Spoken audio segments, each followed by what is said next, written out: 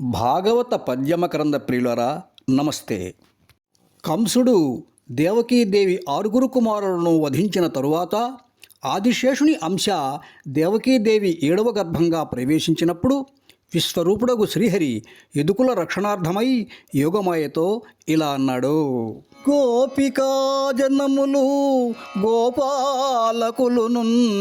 పశుల మందకు బొమ్ము భద్రనీవు వసుదేవు భార్యలు వరుసకం సునిచేత నా కలబడియున్న నందు జరక తలగి రోహిణియను తరలాక్షి నందగోకులమందునున్నది గుణగణాఢ్యా దేవకి కడుపున దీపించు శేషాఖ్యమైన నా తేజమీవమరబుచ్చి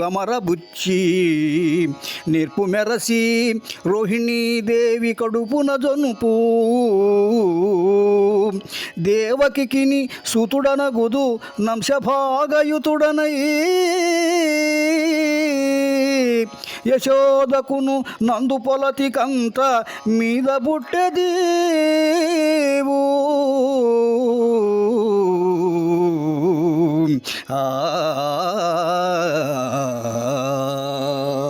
శుభస్వరూపిణి అయిన ఓ యోగమాయ శక్తి, నీవు గోపస్త్రీలు గోపాలకులు ఉన్న వ్రేపల్లకు వెళ్ళు.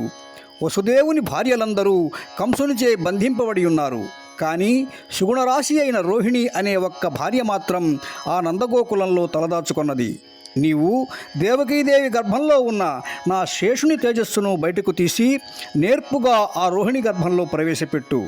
నేను నా అంశతో సకల శక్తులతో వైభవంగా దేవకీదేవి కుమారుడుగా జన్మిస్తాను. ఆ తరువాత నీవు నందుని భార్య అయిన యశోద గర్భంలో పుడతావు అని శ్రీహరి ఇంకా ఇలా అంటున్నాడు. నానావిధ సంపదలకు దానకమై సర్వకామదాయిని వగుచున్ మానవులు భక్తి గొలుతురు కానుకలను బలులునిచ్చి కళ్యాణమయీ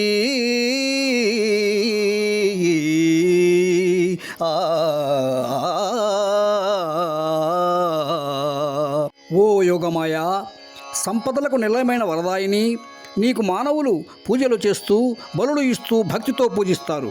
అంతేకాదు, నిన్ను దుర్గా, భద్రకాళి, విజయ, వైష్ణవి, కుముద, చండిక, కృష్ణ, మాధవి, కన్యక, మాయ, నారాయణి, ఈశాన, శారద, అంబిక అనే 14 పేర్లతో పూజిస్తారు అని చెప్పి యోగమాయను భూలోకానికి పంపించాడు.